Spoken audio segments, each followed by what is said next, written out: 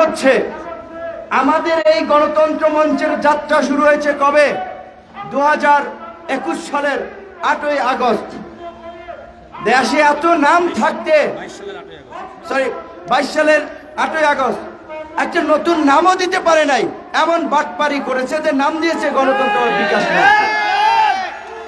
আমরা হুঁশিয়ারি করে দিতে চাই, আওয়ামী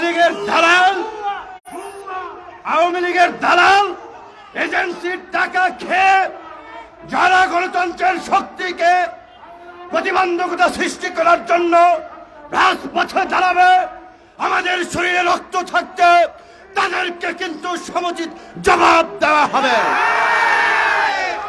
আজকে 13 বছর ধরে বিরোধী দলের নেতা কর্মীদের উপরে অত্যাচার নির্যাতন হচ্ছে, গুম খুন চালানো হচ্ছে, তারপরেও বিরোধী দল শেখ হাসিনার ফ্যাসিবাদের সাথে আপোষ করে নাই।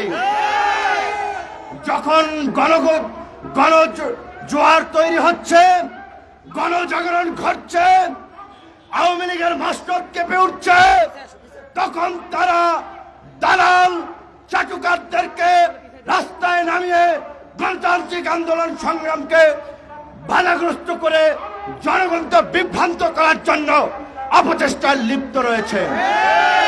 আপনাদেরকে সচেতন থাকতে হবে।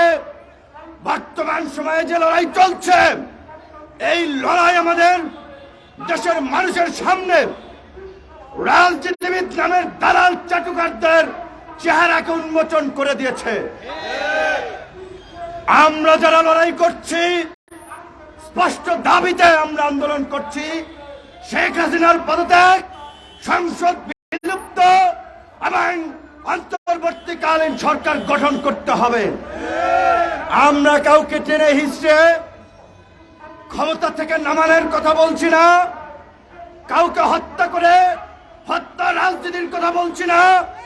আমরা গণতান্ত্রিক ভাবে অবাধ, সুষ্ঠু, নিরপেক্ষ নির্বাচনের দাবি নিয়ে আজকে 54টি বিরোধী রাজনৈতিক দল আন্দোলন করছে।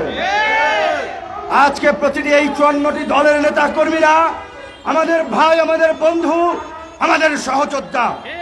বিপরীত পক্ষে যারা ইনিয়ে বিনিয়ে শেখ হাসিনাকে ক্ষমতায় রাখতে, বাংলাদেশে আবার সেই 75-এর ঘৃণ বাকশাল কায়েম করতে আজকে যারা দালালি করছেন, চাটুকারিতা করছেন, তাদেরকে আপনারা দেখতে পাচ্ছেন। কাজেই দালালদের বিরুদ্ধে আমাদের রাজপথে শক্ত আন্দোলন গড়ে তুলতে হবে, প্রতিবাদ করতে হবে এবং প্রয়োজনে দালালদেরকে মোকাবিলা করতে হবে। আমরা কি দালালদেরকে ভয় পাই? শেখ হাসিনার ফ্যাসিবাদকে ভয় পাই? শেখ হাসিনার পতনে 1, 2, 3, 4 এরশাদ গেছে যাই পথে, আইয়ুব গেছে যাই পথে, পুলিশ দিয়ে আন্দোলন, গুন্ডা দিয়ে আন্দোলন, হামলা মামলা হুলিয়া, এক দফায় এক দাবি, এই বাকশালীদের আস্তানা, ভোটে লুটেরাদের আস্তানা, ব্যাংক ডাকাতের আস্তানা। বন্ধুগণ, আপনারা দেখেছেন এই সরকারের ভাওতাবাজি এবং ভণ্ডামি। তারা প্রতিনিয়ত পাকিস্তানকে নিয়ে নানা ধরনের সমালোচনা করে, কিন্তু তারা আজকে বাংলাদেশকে তাদের পেয়ারে পাকিস্তানের সমপর্যায়ে নিয়ে গেছে। সেদিন স্বাধীন বাংলাদেশে এই এদেশের কৃষক শ্রমিকের রক্তে রঞ্জিত বাংলাদেশে ভুট্টুকে কে স্বাগত জানিয়েছিল, কে স্মৃতিসৌধে নিয়ে গিয়েছিল প্রটোকল দিয়ে, এগুলো আপনারা জানেন। মুক্তিযুদ্ধের চেতনার কথা বলে, মুক্তিযুদ্ধের স্পিরিট ছিল সাম্য, মানবিক মর্যাদা, সামাজিক ন্যায় বিচার নিশ্চিত করা, বৈষম্যহীন গণতান্ত্রিক রাষ্ট্র বিনির্মাণ করা। অথচ এই আওয়ামী লীগ যখনই ক্ষমতায় ছিল, তখনই তারা গণতন্ত্রের টুটি চেপে ধরে, মানুষের ভোটাধিকার হরণ করে, গুম খুন চালিয়ে তারা একদলীয় শাসন ব্যবস্থা কায়েম করার বারবার চেষ্টা করেছে। আজকে বাংলাদেশের মতো একটি সম্ভাবনাময় অর্থনীতির দেশ, মেধাবী তরুণদের দেশ, আজকে তারা পাকিস্তান যেমন IMF এর কাছে ভিক্ষার ঝুলি নিয়ে হাজির হয়েছে। আজকে শেখ হাসিনাও এই বাংলাদেশকে ভিক্ষার ঝুলি নিয়ে IMF এর কাছে হাজির করেছে। IMF এর ঋণ নিয়ে গর্ব করছে, খুব ভালো কাজ করেছে।